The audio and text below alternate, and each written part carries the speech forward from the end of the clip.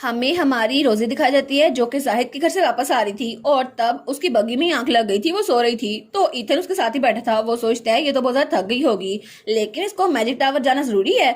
और वो सोचता है लेकिन मुझे पता था यूलियन अपनी छोटी बहन को बहुत ज्यादा प्रोटेक्ट करता है और उसको बहुत ज्यादा पसंद भी करता है, लेकिन कभी मैंने एक्सपेक्ट नहीं किया था वो ऐसी होगी, क्योंकि जब वो स्माइल करती है ना वो बिल्कुल इनोसेंट लगती है, लेकिन जब जरूरत पड़े तो वो बहुत ज्यादा हाश भी बन जाती है। और जब उसने हमारे अंकल को हराया था ना कि अंकल आपको क्या सच में लगता है कि मैंने ये प्लान किया है, आप तो ओवर थिंक करें अंकल, तो मुझे लगा था वो बिल्कुल भी ऑर्डिनरी इंसान नहीं है और मैं उसको अंडर एस्टिमेट कर रहा था। और अगर कोई भी उसको अंडर एस्टिमेट करे ना तो वो बैकफायर करेगी। और जब वो मेरे सामने आई थी मुझे प्रोटेक्ट करने के लिए, क्योंकि उसने मुझे रॉयस्टन से बचाया था, तो मुझे लगा था कि वो मेरी गार्डियन एंजल है। और जब उसने मुझे कहा था कि तुम खुद को ब्लेम ना करो, यहाँ गलती तुम्हारी नहीं है, तो मुझे बहुत ज्यादा वार्म फील हुआ था, जैसे मेरी भी कोई फैमिली है। ऑनेस्टली अभी तक मुझे लगता था कि रोजी रोजी बहुत ज्यादा अजीब है, लेकिन जब उसने मेरा पाथ ब्लॉक किया तो कुछ ज्यादा अजीब लगा। शायद मैं चाहता हूँ कि वो भी मुझे पसंद करे जैसे यूलियन उसको पसंद करता है, बिल्कुल एक फैमिली की तरह। लेकिन यूलियन तो उसको बहुत ज्यादा प्यार करता है और रोजी अच्छे से जानती है कि जब किसी से प्यार रिसीव किया जाए तो वापसी भी प्यार कैसे दिया जाता है। लेकिन मुझे तो किसी ने कभी प्यार किया ही नहीं और मेरी कभी किसी ने केयर की ही नहीं, और मेरे फादर ने कभी भी मुझे देखा नहीं, ना ही मेरी अंकल ने और ना ही मेरे आंट ने, और सब ने मुझे अकेला छोड़ दिया। मुझे लगा था शायद मेरे लिए नेचुरल है कि कोई भी मेरी तरफ देखता नहीं है, लेकिन रोजी वो मेरे सामने आई और तब उसने मुझे प्रोटेक्ट किया। और जब उसने कहा कि मैं पहले ब्रेकफास्ट पे अपना टूटा हुआ ब्रेसलेट नहीं पहन के आ सकती ना, तो मुझे लगा वो बहुत ज्यादा कॉन्फिडेंट है।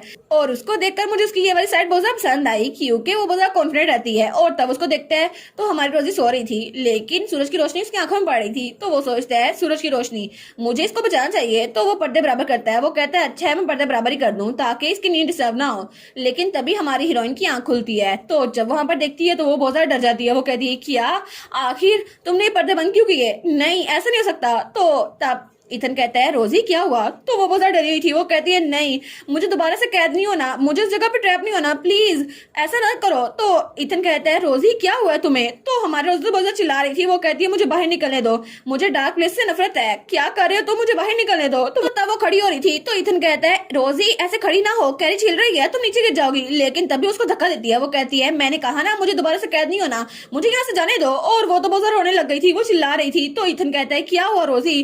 तो तब वो कहती है मुझे माफ कर दो, लेकिन प्लीज इस कैरिज को रोक दो, प्लीज मुझे यहाँ से बाहर निकलना है। और तब वो पर्दों के पास आई थी। तो वो कहता है रोजी आखिर हो क्या रहा है, तुम्हें क्या हो रहा है, प्लीज खुद पे काबू रखो।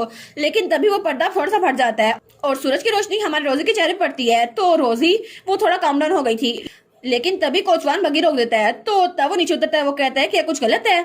लेडी रोजी सर ईथन क्या आप ठीक तो हैं?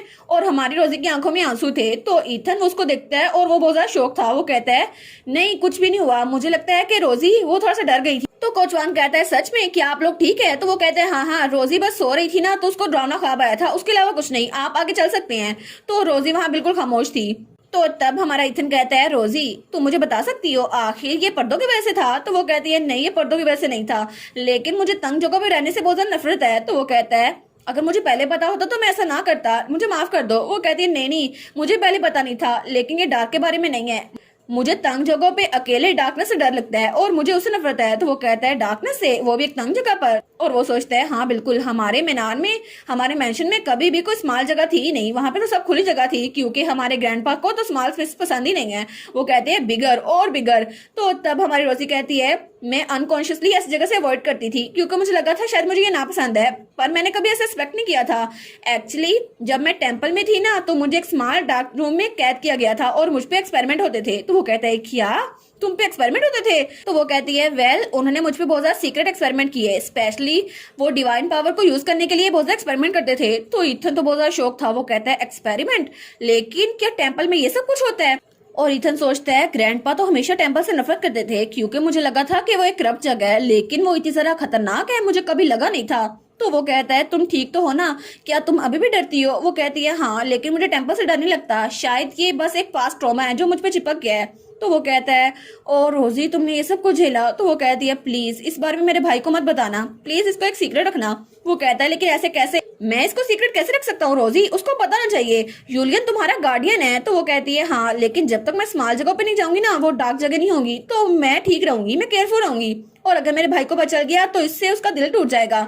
और फिर वो कहती है ऑनेस्टली इसके बारे में वो कुछ नहीं कर सकता, लेकिन वो पहले ही बहुत ज्यादा ओवरवेल्म्ड है, मैं उसको और परेशान नहीं करना चाहती। और इसके अलावा वो तो एक पेशेंट भी है, क्योंकि अगर जरूरी हुआ तो उसको ट्रीटमेंट लेनी चाहिए, लेकिन इस बारे में उसको पता नहीं चलना चाहिए। तो इथन कहता है ठीक है मैं समझ गया। तो वो कहता है लेकिन अगर दोबारा कभी ऐसा हुआ तो मैं यूलिन को बता दूंगा, जैसे वो ठीक हुआ मैं उसको बता दूंगा, इसलिए डेफिनेटली तुम्हें उसको खुद बताना चाहिए। तो वो स्माइल करती है और कहती है ठीक है Ethan, thank you so much मेरे राज को राज रखने के लिए। तो इथन उसको देखता है और गहरी सांस लेता है। वो सोचता है अभी थोड़ी देर पहले मैं सोच रहा था कि रोजी की जरा लकी है कि उसको हमेशा प्यार ही मिला है, लेकिन मुझे पता नहीं था कि वो बच्ची जो बहुत ज्यादा कॉन्फिडेंट दिखती है असल में वो सिर्फ एक बच्ची है, वो भी बहुत ज्यादा स्मॉल और पावरलेस है, जो कि बंद रहने के डर से जीती रहती है। और वो सोचता है मेरे लिए रोजी में भी वो एक गार्डन की तरह हो, लेकिन रोजी वो तो खुद बहुत ज्यादा डरती है। और तभी उनकी बग्गी रुकती है। तो इथन कहता है क्या हम लोग पहुंच भी गए? तो कोचवान कहता है लेडी रोजी, सर इथन, हम लोग यहाँ पर आ गए हैं। तो जब वो लोग बग्गी से बाहर देखते हैं तो हमारी रोजी कहती है देखा हम लोग मैजिक टावर पहुंच गए। और मैजिक टावर तो बहुत ही ज्यादा बड़ा था और बहुत ज्यादा खुला, और वो तो उनके सामने बिल्कुल जगमगा रहा था। और तब वो लोग मैजिक टावर के अंदर आते हैं और वहां पर एक लड़की थी। वो कहती है आपसे मिलकर बहुत ज्यादा खुशी हुई, वेलकम, मैं आपसे खुद मिलना चाहती थी लेकिन आप यहाँ पर आई, मुझे बहुत ज्यादा खुशी हुई। और तब वो कहती है कम ऑन प्लीज अपने आप को कंफर्टेबल कीजिए। और वो थे टावर मास्टर। तो तब उसको चाय पेश करती है। तो मन कहती है थैंक यू आपके वार्म वेलकम के लिए, लेकिन मैंने कभी एक्सपेक्ट नहीं किया था कि टावर की मास्टर खुद आएगी हमें रिफ्रेशमेंट देने के लिए। तो वो कहती है ओ वेल, यहाँ पे बहुत सारे लोग हैं जिनको लोगों से मिलना पसंद नहीं है और वो बस अपने लैब्स में रहते हैं, और आपको पता है ना वो सिर्फ अपनी रिसर्च पे फोकस करते हैं, इसलिए उनको बाहर की दुनिया का कोई पता नहीं।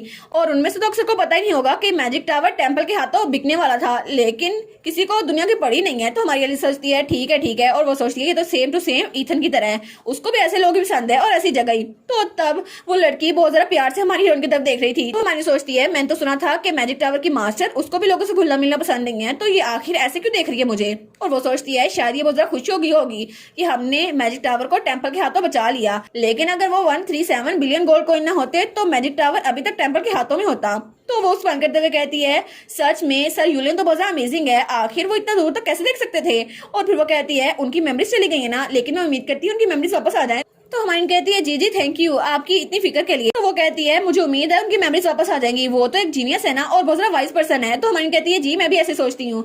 तो हमारी कहती है और मैंने जो आपको ऑर्डर दिया था कामिंग पोशन के लिए, क्या उसकी प्रोडक्शन सही चल रही है? वो कहती है जी उसकी अच्छी चल रही है, और वैसे भी आपको यहाँ खुद आने की जरूरत नहीं थी, हम आपके घर पहुंचा देते और ड्यूक के घर में पहुंचा देते, लेकिन अब यहाँ पर आप आ ही गई हैं। तो वो कहती है क्या मैं आपकी गालों को छू सकती हूँ, ये तो बहुत ज्यादा क्यूट लगते हैं। तो हमारी कहती है जी जी बिल्कुल। और तब वो हमारी हीरोइन के गालों को पिंच करती है और वो तो बड़ी क्यूट लग रही थी। तो वो लड़की कहती है वाह आप तो बहुत ही ज्यादा क्यूट है। तो तब हमें कहती है एक्चुअली मुझे एक और चीज पूछनी थी, क्या मैं आपसे पूछ सकती हूँ? तो वो कहती है जी जी जो पूछना है आपको मुझसे पूछ लें। तो हमारी कहती है क्या आप मेरे कजन को चेक कर सकती हैं कि उसके अंदर मैजिक है या नहीं? तो ईथन वो चाय पी रहा था, उसके मुंह से चाय निकल जाती है। वो कहता है क्या मैं, लेकिन आखिर क्यों, मैजिक मेरे बारे में क्यों? तो वो कहती है तुम तो मैजिक को बहुत ज्यादा पसंद करते हो ना, जब भी तुम्हें मौका मिलता है मैजिक की बुक्स पढ़ते रहते हो।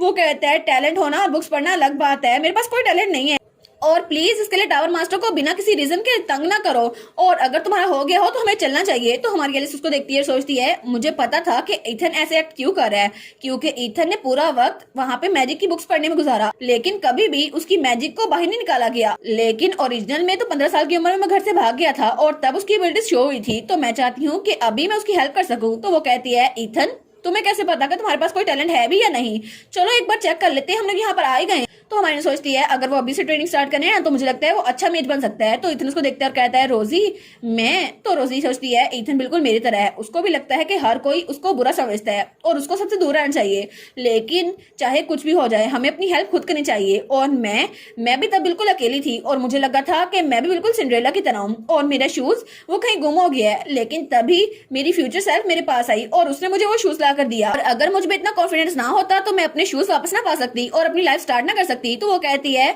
हम लोग यहाँ पर आए गए हैं तो चलो एक बार ट्राई कर लेते हैं ताकि तुम्हें कोई रेग्रेट्स ना रहे। तो वो कहता है अच्छा ठीक है, लेकिन उसके कान में कहता है तुम्हें पता है ना मैं सिर्फ बुक्स पढ़ता रहता हूँ, मुझसे तो भागा भी नहीं जाता, ना मुझसे मैजिक बुक भी सही से पढ़ी जाती है और बेसिक माना कंट्रोल तो मुझे आता ही नहीं है, लेकिन अगर टावर मास्टर को पता चल गया तो हमें कितने सारे एम्बैरेसमेंट फेस करनी पड़ेगी। तो वो कहती है अच्छा अगर पता चल गया तो तुम मेरे साथ घर चलोगे ना, और क्या, और वैसे भी हम लोग दरख्त के नीचे बैठेंगे, तुम अपनी बुक्स पढ़ना, मैं ड्राइंग करूंगी और भाई वहाँ पे एक्सरसाइज करेगा, ठीक है?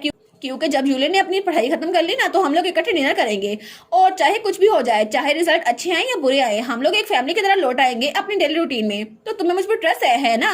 और वैसे भी मैं भाई की तरह नहीं हूँ जो तुम्हें ऐसे डांटा रहे ताकि तुम पे चेकअप कर सके। तो वो कहता है रोजी सच में तुम्हें मेरी इतनी फिक्र है। तो हमन कहती है ठीक है तो क्या हम इसको कर रहे हैं, तो प्लीज क्या आप मेरे कजन को चेक कर सकती हैं। तो टावर मास्टर स्माइल करती है, वो कहती है हाँ बिल्कुल, और अपनी पावर्स भी यूज करती है। तो तब ईथर वहां पे खामोश खड़ा था, तो हमारे लिए सोचती है टावर मास्टर बहुत ज्यादा शौक हो जाएगी जब उन्हें पता चलेगा कि ईथर के पास टॉप टियर का टैलेंट है और वो तो फ्यूचर का मेज बनने वाला है। लेकिन टावर मास्टर कहती है कि तो बहुत ज्यादा अजीब है, बहुत ही ज्यादा अजीब। नेचुरली किसी भी इंसान के पास दो पावर्स होती है, मैजिक पावर और हॉली पावर, वो आपस में टकराती हैं तो बिल्कुल 1.1 रेशो बनती है।